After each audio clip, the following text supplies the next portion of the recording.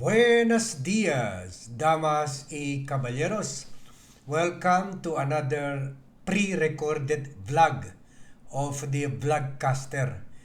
Nirecord natin ito kagabi because we will be doing our morning walk early today.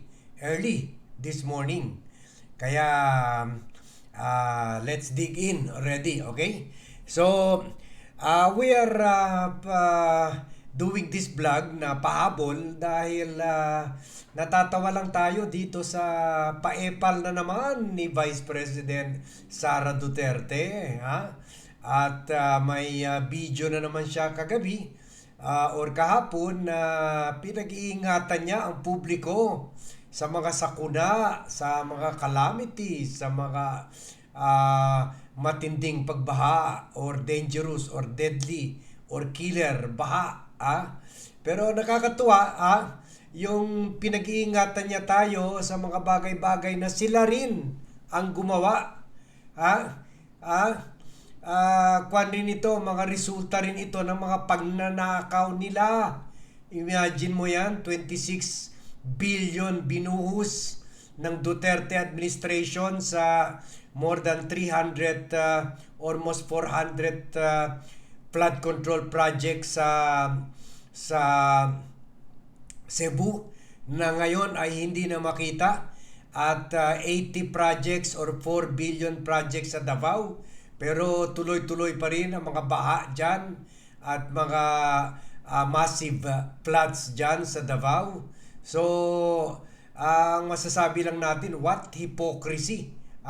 She's asking people to be careful of the things of the crisis, environmental crisis that her father, her minions created.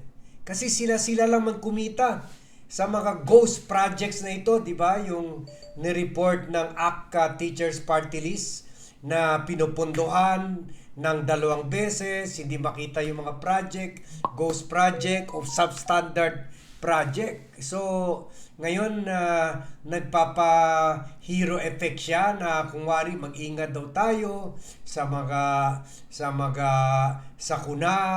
Pero sila naman ang source nito, sila naman ang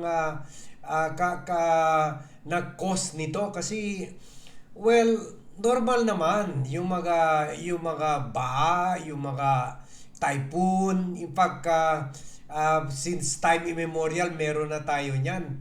Ang hindi normal, yung hindi mo pinaghandaan yung mga yan by building dikes, by building spillways, by building flood control projects or by constructing flood control projects. So meron na nga, pinondohan na nga, meron na sa plano, meron na mga studies at ginawa na nga yung mga project. Yun lang, hindi na tuloy, hindi na implement yung mga project dahil ninakaw nyo yung pera. Ngayon sinasabi nyo mag-ingat kami, maging ma-monitor yung anuman mga impending danger, ganon. Pero yung danger, kayo rin ang gumawa. So, panoorin natin ito. Kaya hinabol natin itong vlog kagabi kasi baka may madala pa, maniwala pa dito sa mga pautot ni Sara Duterte. Bistado na namin kayo. Hindi na bebenta yan mga pag-gimmick nyo.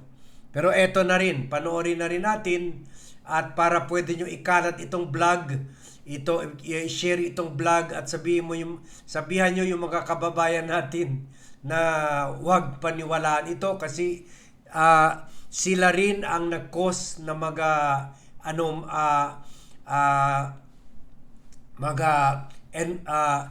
flood, deadly floods na yan. Sila rin ang nag-cause ng mga crisis sa environment-related crisis. Kagagawa rin yan ng mga Duterte. So, eto na. Paepal na naman. Pati yung 60 katao na namatay sa Cebu. Sumasakay rin si Sara Duterte. baka bibisitahin pa rin niya ang mga yun one of these days para pang photo ops at saka pang advance campaigning sa 2028. Mga kababayan, bilang tugon sa epekto ng Bagyong Tino, mahigpit naming ipinapaalala sa lahat ng mamamayan na manatiling mapagmatyag at sumunod sa mga abiso at tagubilin ng mga kinauukulang otoridad. Ang kaligtasan at kapakanan ng bawat isa ang nananatiling pangunahing layunin sa panahong ito. Ito po ang mga paalala sa kaligtasan. Manatili sa loob ng bahay at lumayo sa mga bintana at sa... Ano magagawa yung mga paalala mo? Too late na. Mga 2 o 3 taon pa yan kung pupunduhan yan ulit ng Marcos administration. Walang mangyari sa mga paalala na yan kasi ibig sabihin dahil nung panahon nyo, hindi nyo in-implement yan mga flood control projects na yan, ibig sabihin kung pupunduhan yan ulit or tuluyan ng i-implement or gagawin yung mga projects na yan, matatapos yan mga 1-2 taon pa rin. So hanggang matapos sa mga yan, hindi naman pwede sabay-sabay tapusin yan. Vulnerable ang mga tao, in danger sa mga sakuna. At yan, kagagawan nyo yan. Kaya useless itong mga warning ek ninyo. At salaming pinto. Maganda ng mga bag para sa paglikas at lagyan ng pagkain, inuming tubig, flashlight, baterya at first aid kit. Tanggalin sa saksakan ang mga kagamitang dekuryente upang maiwasan ang power surge at posibleng makuryente. Iwasang lumabas o bumiyahe hanggang hindi pa idinideklarang ligtas ng mga otoridad ang ating mga kalsada. Lumipat sa mas mataas na lugar kung kayo ay nakatira sa lugar na madaling bahain. Maging alerto at makinig sa mga balita at abiso ng panahon mula sa Pag-asa. Tumulong sa mga bata, matatanda at mga taong may kapansanan. Nakahanda ang Disaster Operations Center ng tanggapan ng Pangalawang Pangulo upang magbigay suporta at mag-augment sa mga operasyon ng pagtugon sa sakuna ng mga lokal na pamahalaan. Syukran. May masabi lang at masakyan lang yung issue ng baha, bagyo na kayo rin naman ang may kagagawan. Saan na ang gusto namin malaman sa iyo, saan na napunta yung 26 million? 26 million na binuhos nyo para sa Cebu. At saan na napunta yung 4... handang-handa ka na po ba na pamunuan? Sorry. Saan na napunta yung 26 billion pala? 26 billion na binuhos nyo sa mga flood control projects nung time ni Duterte. At saan na napunta yung 4 billion pa lang ang nakita ng ACT Teachers Party List? Saan na yung napunta yung the rest of the 51 billion na binigay kay Pulong Duterte para sa flood control project sa Davao? Kasi tuloy-tuloy pa rin ang flash floods at baha dyan sa Davao. So ganito magaling ang mga Duterte. Kung wari